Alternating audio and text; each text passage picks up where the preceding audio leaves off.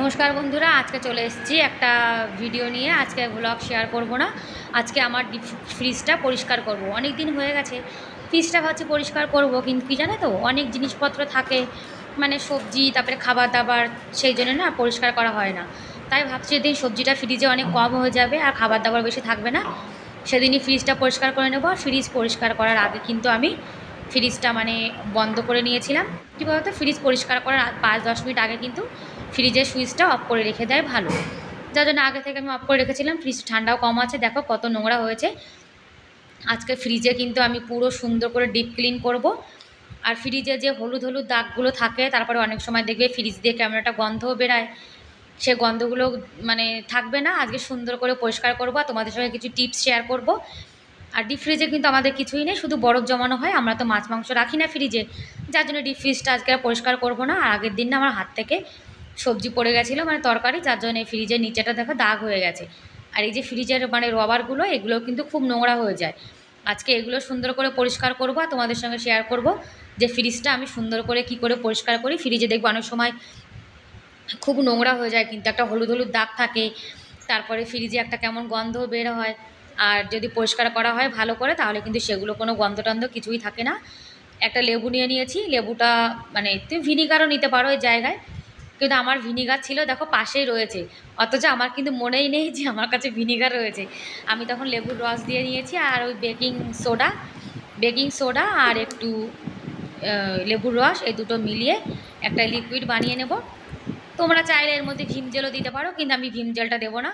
আমি লেবুর রস আর বেকিং সোডা এই দুটো মিলিয়ে নিয়েছি। এই যে যে লিকুইডটা বানিয়েছি, এই লিকুইডটা কিন্তু খুব কার্যকরী। এটা দিয়ে যেমন যতই যেদি দাগ হোক না কেন, সব কিন্তু উঠে যায়। ফ্রিজ বলো, তারপরে যে কোনো জিনিস, মশলার ডাব্বা, সব জিনিসই কিন্তু খুব সুন্দর পরিষ্কার হয়ে যায়। যার জন্য আজকে ফ্রিজটা আমি এভাবে পরিষ্কার করব। আর এরকম পরিষ্কার করলে ফ্রিজের দাগ গন্ধ কিছুই কিন্তু থাকবে না, সব কিন্তু একদম ক্লিন হয়ে যাবে। আর আজকের ভিডিওটা যদি ভালো লাগে, তাহলে প্লিজ একটা লাইক, একটা সাবস্ক্রাইব করে আমার এই ছোট্ট চ্যানেলের পাশে থেকো।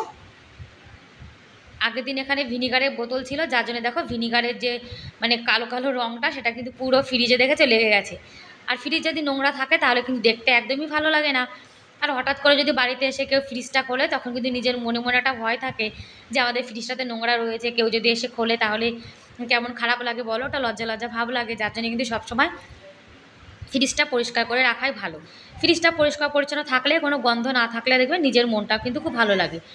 আর বেকিং সোডা আর লেবুর রস, এটা সুন্দর করে একটা লেবু দিয়েই কিন্তু আমি পুরো ফ্রিজটা ঘষে ঘষে পরিষ্কার করে নেব। এই যে দেখেছো যে দাগগুলো রয়েছে, এটা যদি লেবুর রস আর বেকিং সোডা দিয়ে পরিষ্কার করে করা যায়, তাহলে কিন্তু খুব সুন্দর পরিষ্কার হয়ে যায়, কোনো দাগ টাগ কিন্তু কিছুই থাকে না। আর এরকম করে কিন্তু ফ্রিজটা 5 মিনিট রেখে দিতে হবে, তাহলে যখন এই ময়লাটা একদম নরম হয়ে যাবে, তখন কিন্তু খুব সুন্দর তাড়াতাড়ি উঠে যাবে। কেননা অনেক জেদি ময়লা দেখবে তাড়াতাড়ি কিন্তু সহজে উঠতে চায় না। একটু সময় ভিজিয়ে এরকম রেখে দিলে, তাহলে দেখবে খুব সুন্দর পরিষ্কার হয়ে যাবে। আর আমি কিন্তু সে কালী পুজোর সময় ফ্রিজ পরিষ্কার করেছিলাম, তারপরে কিন্তু ফ্রিজ আমি একদমই পরিষ্কার করিনি। ওই যে আলসেমি করে ফ্রিজ পরিষ্কার করা হচ্ছে না। আর আমাদের ফ্রিজে তো মাছ মাংস বেশি থাকে না, যার জন্য বেশি পরিষ্কার করতেও হয় না।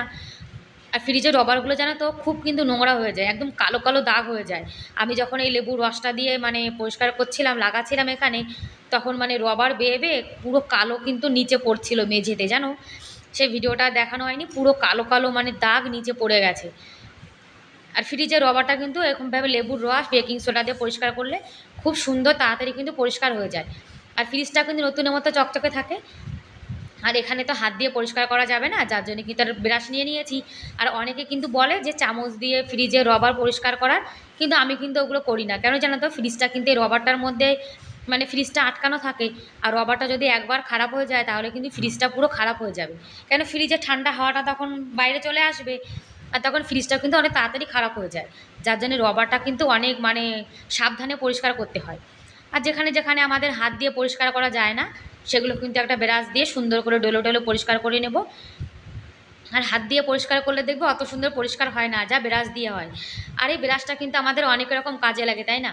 যেমন কোনো জিনিস পরিষ্কার করতে, তারপরে জুতো পরিষ্কার করতে, সব জিনিসে কিন্তু ব্রাশটা আমাদের খুবই কার্যকরী। আর ব্রাশ দিয়ে সুন্দর করে ডলে নেব। এখানে সবজি পড়েছিল তো, যার জন্য পুরো হলুদ হলুদ দাগ হয়েছিল। আর এভাবে যদি ফ্রিজটা তোমরা পরিষ্কার করো মাসে একবার করে, তাহলে কিন্তু ফ্রিজ একদম নতুনের মতো চকচকে থাকবে। আর ফ্রিজ, কোনো জিনিস, ফ্রিজ হোক বা কোনো জিনিস হোক, সব জিনিস কিন্তু যত্নের পরে বেশি থাকে। যে জিনিস তুমি যত্ন করবে না সেই জিনিস কিন্তু একদমই থাকবে না, খারাপ হয়ে যাবে। আর এই যে ডিম রাখার জায়গাটা, এখানে তো ডিম কিছু রাখা হয় না, তবুও কেমন না ময়লা হয়ে গেছে। আর এই যে প্লাস্টিকের যে মানে মানে তাকের যে প্লাস্টিকগুলো রয়েছে, এগুলো আর খুলিনি কেন বলো তো, এগুলোতে বেশি ময়লা হয়নি, যার জন্য এগুলো আর খুললাম না। এখন সুন্দর করে একটা কাপড় ভিজিয়ে পুরো সুন্দর করে নিংড়ে নিয়েছি। জল জল ভাব থাকলে কিন্তু আবার জল মানে রয়ে যাবে ফ্রিজে। সুন্দর করে নিংড়ে নিয়েছি, এখন মুছে নেব। আর ফ্রিজটা কিন্তু এখন দেখো সুন্দর কিন্তু পরিষ্কারও হয়ে গেছে। এভাবে মাসে যদি একবার করে পরিষ্কার করা যায় ফ্রিজটা, তাহলে কিন্তু ফ্রিজটা মানে খুব সুন্দর চকচক করে নতুনের মতো একদম। আর আজকের ভিডিওটা কেমন লাগলো তোমরা কিন্তু কমেন্ট করে অবশ্যই জানিও। আর যদি এই ভিডিওটা ভালো লাগে তাহলে প্লিজ লাইক একটা সাবস্ক্রাইব করে দিও। আর চাইলে তোমরা ভিডিওটা শেয়ারও করতে পারো। আর এই জায়গাটা দেখেছো প্রথমে কিন্তু কেমন হলুদ হলুদ দাগ হয়েছিল, আর তোমাদের সামনে দেখো সুন্দর করে পরিষ্কার করে নিয়েছি। এভাবে পরিষ্কার করলে ফ্রিজটা যেমন পরিষ্কারও হয়ে যায়, আর ফ্রিজে কিন্তু কোনো দুর্গন্ধও থাকে না, সব গন্ধ কিন্তু চলে যায়। আর ফ্রিজের রবারটাও তোমাদেরকে দেখাচ্ছি যে ফ্রিজের রবারটা কেমন পরিষ্কার হয়েছে দেখো। এই পাশে দেখো, এই পাশটা কিন্তু পুরো পরিষ্কার হয়ে গেছে, এখানে পুরো কালো কালো ছিল। আর এখন দেখো ফ্রিজ কিন্তু পুরো একদম নতুনের মতো হয়ে গেছে। আর তখন প্রথম যখন খুলেছিলাম তখন ফ্রিজটা কেমন নোংরা ছিল। আর এখন ফ্রিজে যা জিনিস আছে সেগুলো সব রেখে দেবো।